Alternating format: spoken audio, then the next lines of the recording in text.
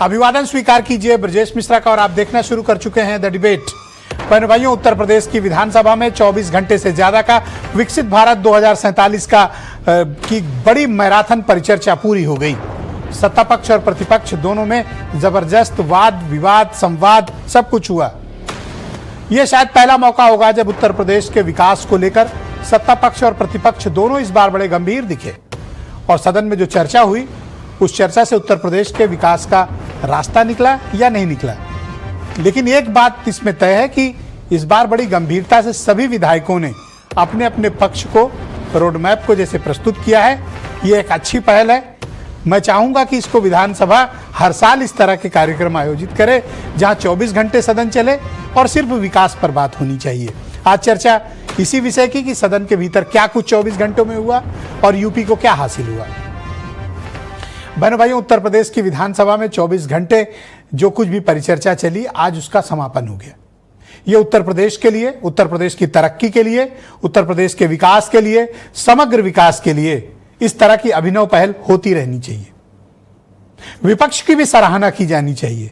उसने जितनी गंभीरता से इस परिचर्चा में शिरकत की, भाग लिया, यह दिखाता है कि हमारी डेमोक्रेसी, कम से कम हम उत्तर प्रदेश के लिए कह सकते हैं, बड़ी वर्सटाइल डेमोक्रेसी है उत्तर प्रदेश की, जहां की सत्ता पक्ष और प्रतिपक्ष दोनों का पार्टिसिपेशन बहुत अच्छा है। तो आज क्या हुआ 2.5 घंटे मुख्यमंत्री की स्पीच में? क्या खास बात उन्होंने कही? जब मुख्यमंत्री की स्पीच होती है, जिन्हें नेता सदन कहा जाता है, तो सरकार का एक रोड मैप मिलता है, सरकार का एक विजन डॉक्यूमेंट मिलता है, जिससे पता चलता है सरकार विकास के बारे में क्या सोच रही है, धारणा क्या है सरकार की, चाहती क्या सरकार अगले 5 साल में, अगले 3 साल में, अगले 20-22 सालों में सरकार के पास क्या विजन है।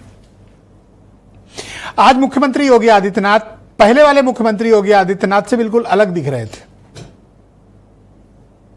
कोई कम्युनल बात नहीं, कोई उन्माद की बात नहीं, हिंदू मुसलमान की बात को कम से कम, मंदिर मस्जिद का मुद्दे भी कम आए, वो वाली आक्रामकता भी नहीं दिखी। आज मुख्यमंत्री की स्पीच में डेवलपमेंट की बातें ज्यादा थी कि क्या हमने अचीव किया है, कहां से हमको सरकार मिली थी, उस वक्त क्या स्थिति थी और इन 8 सालों में हमने क्या किया है और नेक्स्ट 10-15 सालों में अगर हम लोग की सरकार रहती तो हमें ये करना है। जो उन्होंने विजन और खाका प्रस्तुत किया है, क्या वो उत्तर प्रदेश के लिए पर्याप्त है? क्या वो सही है? और पिछले 8 सालों में नेतृत्व उनके हाथ में है, तो क्या उत्तर प्रदेश ने वो सफलताएं, वो कीर्तिमान स्थापित किए हैं? उन अपेक्षाओं पर क्या ये सरकार खरी उतरी है जिन अपेक्षाओं के तहत इस सरकार को बनाया गया था, जनता ने चुना था? जब हम विकास और डेवलपमेंट की भी बात करते हैं बहनों भाइयों, लेकिन राजनीति इससे इतर नहीं हो सकती है। घूम फिरकर बात राजनीतिक तौर पर आ ही जाती है। विकास एक आवरण हो सकता है, कवर पेज हो सकता है, लेकिन पूरी पुस्तक नहीं हो सकती। यही डेमोक्रेसी खास तौर पर भारत की और इस राज्य की हमें सिखाती है। तो घूम फिरकर बात, आपसी वाद विवाद, एक दूसरे पर आक्रमण, इससे शुरू हुई।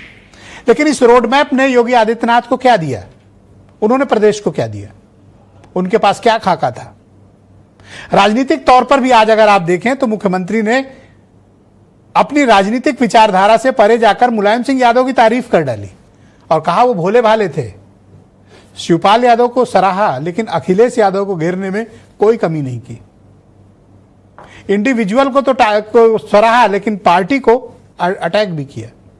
और जब ये सब कुछ चल रहा था और मुख्यमंत्री की स्पीच खत्म होती है, अचानक से एक बड़ा घटनाक्रम हो जाता है। पूजा पाल को समाजवादी पार्टी अपने दल से बर्खास्त कर देती है, निष्कासित कर देती है और इसकी सूचना प्रतिलिपि उत्तर प्रदेश के विधानसभा अध्यक्ष को भेज दी जाती है। पूजा पाल क्यों निकाली गई? पूजा पाल तो तब भी नहीं निकाली गई थी जब वो उन्होंने राज्यसभा में क्रॉस वोटिंग की। तो ऐसा क्या कर दिया? तो पूजा पाल ने स्पीच दी कल विकसित भारत पे और मुख्यमंत्री योगी आदित्यनाथ की बड़ी सराहना की अतीक अहमद वाले मामले में, कानून व्यवस्था के मामले में। अब उनके निकाले जाते ही हंगामा हो गया।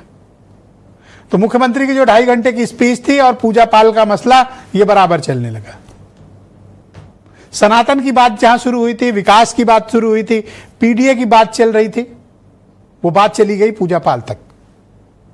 बहन भाइयों, उत्तर प्रदेश का जो विजन डॉक्यूमेंट है उस विजन डॉक्यूमेंट को अब सरकार को, और सत्ता पक्ष दोनों की बातें हो गई हैं, इस विजन डॉक्यूमेंट को पब्लिक डॉक्यूमेंट बनाना चाहिए, इसे सार्वजनिक करना चाहिए और उसको इस फॉर्मेट में रखना चाहिए कि उत्तर प्रदेश के 25 करोड़ लोगों तक पता चले कि राज्य की सरकार क्या चाहती है, उसके पास क्या विजन है और उसको इंप्लीमेंट कैसे करेगी, और अपोजिशन के पास क्या मुद्दे हैं, वो किस तरह से विकास कार्यक्रम चाहते हैं। राजनीति से इतर विकास कार्यक्रमों पर इस तरह की चर्चाएं बेहद आवश्यक हैं। लेकिन पिछले जो 24 घंटे सदन चला, इसमें कोई दो राय नहीं है कि सत्ता पक्ष के पास जितने तीर थे, विपक्ष ने भी उसमें बढ़ चढ़ कर मुकाबला लिया और 19-20 का मुकाबला रहा हो, लेकिन कमजोर कोई नहीं पड़ा। मैं चाहता हूं कुछ स्टेटमेंट आज सुन लें आप, उसके बाद हम इस परिचर्चा को आगे बढ़ाएंगे। हर विधानसभा क्षेत्र में विकास होना चाहिए, हर जगह योजनाओं का लाभ मिलना चाहिए, बिना भेदभाव के गरीब कल्याणकारी योजनाओं का लाभ मिले, क्योंकि समावेशी और समग्र विकास की अवधारणा ही विकसित उत्तर प्रदेश और विकसित भारत की संकल्पना को साकार कर सकता है। डबल इंजन की सरकार ने कानून का राज स्थापित, अपराध और अपराधी के प्रति जीरो टॉलरेंस, उद्योगों के लिए सुरक्षित वातावरण और निवेशकों का ड्रीम डेस्टिनेशन, जल थल नभ की बेहतरीन कनेक्टिविटी, एक्सप्रेसवे, एयरपोर्ट, मेट्रो से जुड़ा,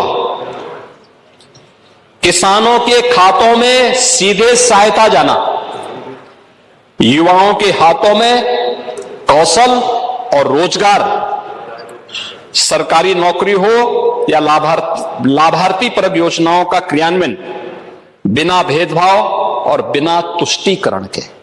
आदरणीय प्रधानमंत्री जी का मंत्र सबका साथ, सबका विकास, सबका विश्वास और सबका प्रयास, यह प्रदेश की दशा और दिशा दोनों को बदलने में एक निर्णायक भूमिका का निर्वहन की है। ये सरकार विकास के खिलाफ है, ये इनका कोई विजन नहीं है। इनका एक ही विजन है, लूटो, पैसा कमाओ, चंदा वसूली करो, यही इनका विजन है। और उसका उदाहरण है कि मुख्यमंत्री जी ने अपना एक्सप्रेसवे जो बनाया लिंक, वो आज गड्ढे गड्ढे हो गया है। तो ये सरकार केवल महंगाई बढ़ा रही है, भ्रष्टाचार बढ़ा रही है, रोजगार छीन रही है। और इन्होंने बड़े बड़े आयोजन किए हैं, इन्वेस्टमेंट आए। जब विजन ही नहीं होगा तो इन्वेस्टमेंट क्यों आएगा? कोई उद्योगपति क्यों पैसा लगाएगा? आपके अधिकारी पैसे वसूल लें। पिछले 2 दिनों से हम लोग फोकस हैं कि उत्तर प्रदेश के विकास पर चर्चा होनी चाहिए, बात होनी चाहिए और मुख्य बिंदु यही होना चाहिए, क्योंकि अंत में उत्तर प्रदेश के 25 करोड़ लोगों को काम चाहिए, रोजगार चाहिए, शिक्षा चाहिए, स्वास्थ्य चाहिए, बुनियादी ढांचा बेहतर चाहिए, सड़कें चाहिए, उनको बेसिक ज़रूरतें उनकी पूरी होनी चाहिए। चर्चा इस बात पर